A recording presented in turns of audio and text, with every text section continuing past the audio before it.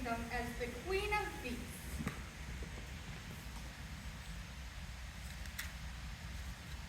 The great white shark is the most feared predator in the ocean. And the timber wolf's howl strikes a terror in the hearts of fuzzy woodland creatures everywhere. Oh!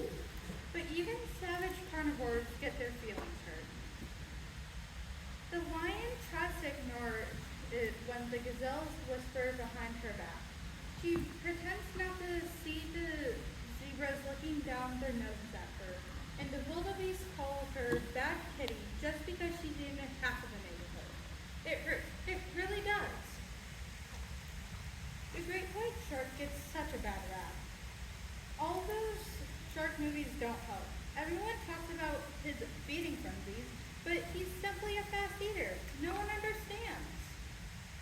And the timber wolf almost never eats little girls. That Little Red Riding Hood story is very misleading. The bunny rabbits always say, "Stop sneaking up on us!" I'm sorry.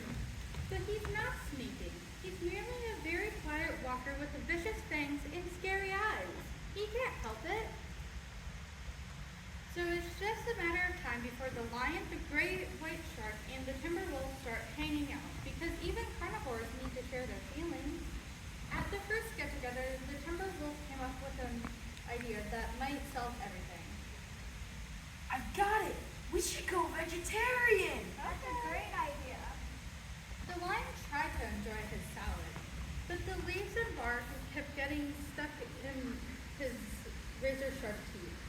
The great white shark ate nothing but seaweed for a whole day, but it left a horrible cackling taste in his mouth. And the timber wolf tried his hardest to eat only berries, but every single berry bush inside seemed to have a bunny. They realized that becoming vegetarians was a silly idea in the first place. Before long, the great white shark came up with a fabulous new idea. We should disguise as the other animals. Okay. That's a great idea. At first, the lion's antelope disguise worked out terrific.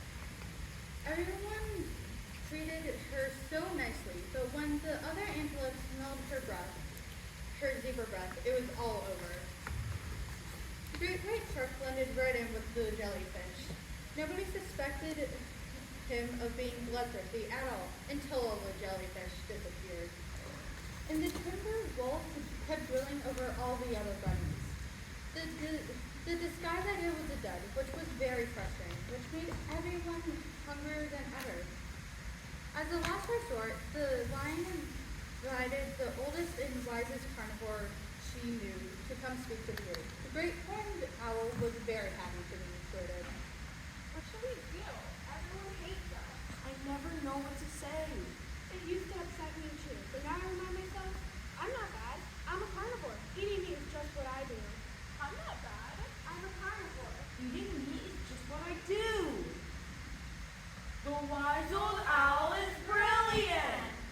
It turns out he was also delicious. These days, things are different. The lion doesn't dread about going to the watering hole anymore. When the zebras give her a nasty look, she smiles her friendly smile, then eats them. The great white shark feels much better about gobbling up everyone in sight.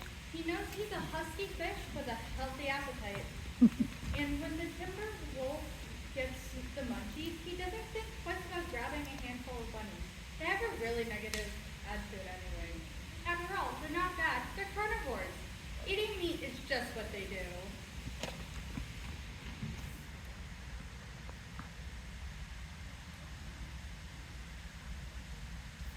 Avery playing the owl.